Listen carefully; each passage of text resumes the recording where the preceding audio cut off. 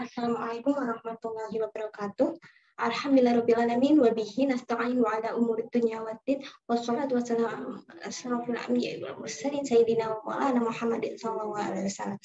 Puji syukur kita panjatkan kepada Allah Subhanahu wa taala yang senantiasa melimpahkan rahmat, taufik dan hidayahnya kepada kita semua, sehingga kita tetap diberikan kesehatan pada sampai hari ini. Tak lupa selawat serta salam senantiasa kita curahkan kepada Nabi Agung Nabi Muhammad Shallallahu Alaihi Wasallam. Pada kesempatan kali ini saya akan menjelaskan sedikit mengenai materi berkompetisi dalam kebaikan. Yaitu materi ini merupakan mata pelajaran Al-Quran Hadis kelas 11 SMA semester 2 yang disusun oleh saya sendiri, yaitu sekarangnya dengan NIM 2119234, jurusan PAI Fakultas Tarbiyah dan Ilmu Pengetahuan IAIN Palembang. Yang pertama saya akan menjelaskan mengenai tujuan pembelajaran dari materi ini. Yang pertama, peserta didik dapat membaca Quran surat Al-Baqarah ayat 148 dan hadis tentang kompetisi dalam kebaikan. Yang kedua, peserta didik dapat menjelaskan kandungan Quran surat Al-Baqarah ayat 148 dan hadis tentang kompetisi dalam kebaikan. Yang ketiga, peserta didik dapat menunjukkan perilaku kompetisi dalam kebaikan. Mari merenungkan. Allah Ta'ala menciptakan manusia untuk berlomba-lomba dalam kebaikan. Pada masa sekarang ini, banyak hal yang tak akan pernah berhenti mengusik ketenangan hidup kita. Mulai dari teman yang satu sudah punya handphone, kemudian teman yang satu sudah punya laptop, teman yang satu sudah dapat beasiswa dari luar negeri, dan lain sebagainya. Masih banyak lagi tentunya. Apakah itu kompetisi yang harus kita jalani? Nah, ternyata manusia memang harus berkompetisi. Lalu kompetisi seperti apa? Sebuah kompetisi melakukan yang terbaik dalam jalan yang telah dipilihkan oleh Allah SWT untuknya, yaitu untuk hambanya dalam melakukan sebuah aktivitas atau perbuatan. Di sini seorang muslim sejati harus senantiasa berlomba-lomba dalam ketaatan dan selalu bersegera dalam kebaikan. Karena umur itu kan pendek dan ajal itu terbatas, seseorang yang pandai dan berakal selalu akan bersegera memanfaatkan momentum sebelum datangnya halangan dan rintangan. Sungguh tidaklah sama antara orang yang segera menuju kebaikan dan yang terlambat-lambat. Juga antara yang berlomba-lomba pada keutamaan dan yang memberatkan dirinya sendiri. Ya, yang B. Mari kita mengamati. Oke. Mengamati apa ini? Gambar yang pertama tentang tolong menolong.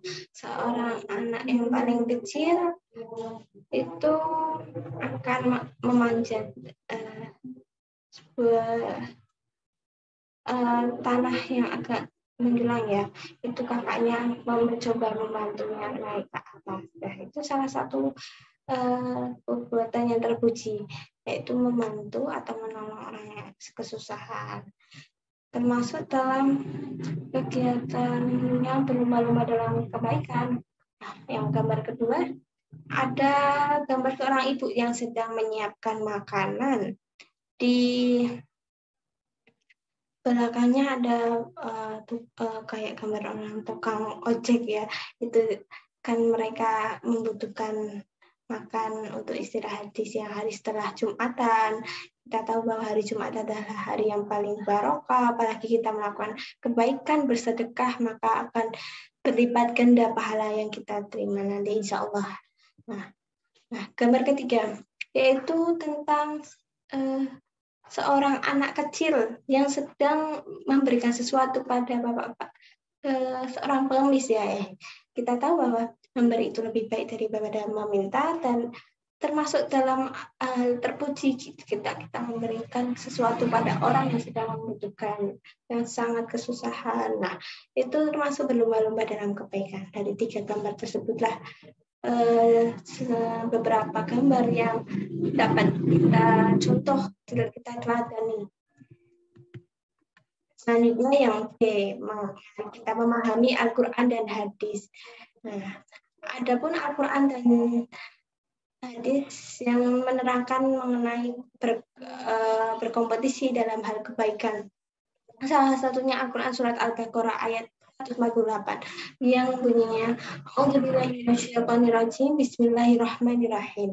Walikulli wijhatun huwa muwalliha fastabiqul khairat aina ma takunu ya'ti bikumullahu jami'an innallaha ala kulli syai'in qadir. Yang artinya, dan bagi tiap-tiap umat akan ada kiblatnya sendiri yang ia menghadap kepadanya. Maka berlomba-lombalah dalam membuat kebaikan. Di mana saja kamu berada, pasti Allah akan mengumpulkan kamu sekalian pada hari kiamat. Sesungguhnya Allah Maha Kuasa atas segala sesuatu. Kita paham penjelasan dari ayat tadi mengenai lomba-lomba dalam kebaikan. Secara umum, ayat di atas tadi dapat kita pahami bahwa dorongan kepada umat Islam untuk selalu berlomba-lomba dalam kebaikan. Nah, tentunya untuk melihat sebuah perbuatan tersebut baik atau tidak harus merujuk sesuai dengan aturan Allah SWT, yaitu dalam Al-Quran dan sesuai dengan hadis yang sahih. Pada ayat ini Allah menerangkan bahwa bagi setiap pemeluk suatu agama mempunyai kiblatnya sendiri-sendiri. Tentunya kiblat itulah yang menjadi kecenderungan mereka untuk menghadap sesuai dengan keyakinan mereka, dan kaum muslimin mempunyai kiblat yang ditetapkan langsung oleh Allah, yaitu apa? Ka'bah. Dalam tafsir Al-Misbah dijelaskan bahwa Allah memerintahkan umat Yahudi berkiblat ke Baitul Maqdis dan umat yang lain melalui Nabi dan Rasul-Nya untuk menghadap ke arah tertentu. Selanjutnya, hadis tentang berkompetisi dalam kebaikan. Salah satunya di riwayat Ibnu Majah yang bunyi عن جابر بن عبد الله قال خطبنا رسول الله صلى الله عليه وسلم فقال يا أيها الناس توبوا إلى الله قبل أن تموتوا وبادروا بالأعمال الصالحات قبل أن تشغلوا فصل الذي بينكم وبين ربكم بكثرة ذكركم له وكثرة الصدقة في السر والعلانية ترزقوا وتنصروا وتجبروا واعلموا أن الله قد افترض عليكم الجمعة في مقام هذا في يوم هذا في شهر هذا من عام هذا إلى يوم القيامة فمن تركها في حياتي أو بعدي فله إمام عادل أو جائر استخفافا بها أو جحودا لها فلا جمع الله له زمنه ولا بارك له في أمره ألا ولا صلاة وهو لا زكاة له ولا حج له ولا صوم له ولا بر له حتى يتوب فمن تاب تاب الله عليه ألا لا تؤمن امرأة رجلا ولا يؤم أعرابي مهاجرا ولا يؤم فاجر مؤمنا إلا أن يغهر bisultanin yakhafu sayfa wa sawtahu. Rawahu Ibnu Majah, yang artinya dari Jabir bin Abdullah, ia berkata, Rasulullah berkhutbah di hadapan kami. Beliau mengatakan, wahai manusia, bertaubatlah kepada Allah sebelum kalian mati, bersegeralah beramal saleh sebelum kalian sibuk, dan sambunglah antara kalian dengan Rabb kalian dengan memperbanyak zikir kepadanya, banyak sedekah dengan bersembunyi-sembunyi maupun terang-terangan. Niscaya kalian akan diberi rezeki ditolong dan dicukupi. Ketahuilah, sesungguhnya Allah telah mewajibkan kalian sholat Jumat di tempat berdiriku ini, di hariku ini, di bulanku ini, dan di tahunku ini hingga hari kiamat. Barang siapa meninggalkannya di waktu hidupku atau setelahku, dan dia memiliki imam adil atau bejat, kemudian meremehkan atau menolaknya, maka Allah tidak akan menyatukannya dan urusannya tidak akan diberkahi. Ketahuilah, tidak ada sholat, tidak ada zakat, tidak ada haji, tidak ada puasa, dan tidak ada kebaikan baginya hingga ia bertaubat.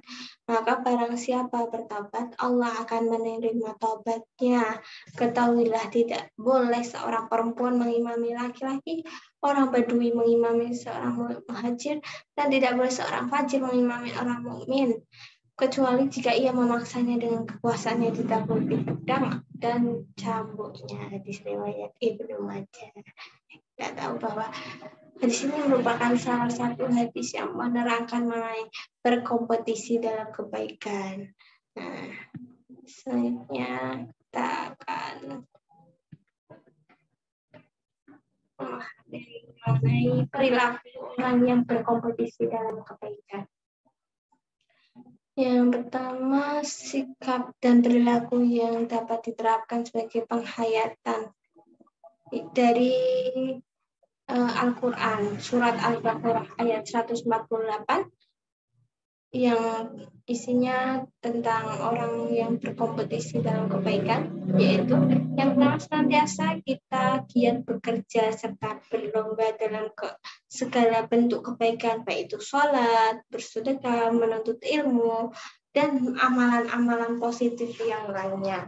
Kemudian yang kedua yaitu mengenai meyakini bahwa semua yang kita lakukan itu selalu dalam pengawasan Allah Subhanahu wa taala yang nantinya akan dimintai pertanggungjawaban di akhirat nanti.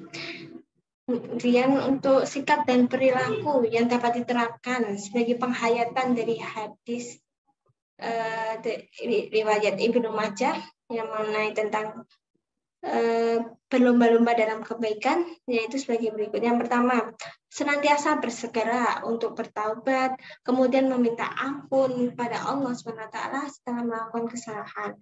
Yang kedua, selalu melakukan perbuatan amal soleh seperti menyambung silaturahmi, kemudian bersedekah dan amal kebaikan lainnya.